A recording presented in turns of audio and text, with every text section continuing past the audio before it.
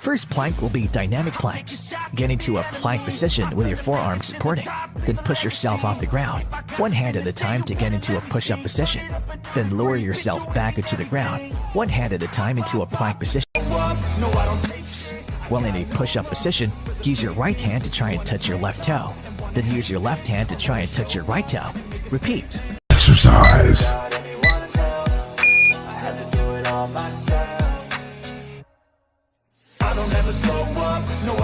Now get into this position and make sure your back is straight and keep your core tight as if you were going to receive a punch to the stomach.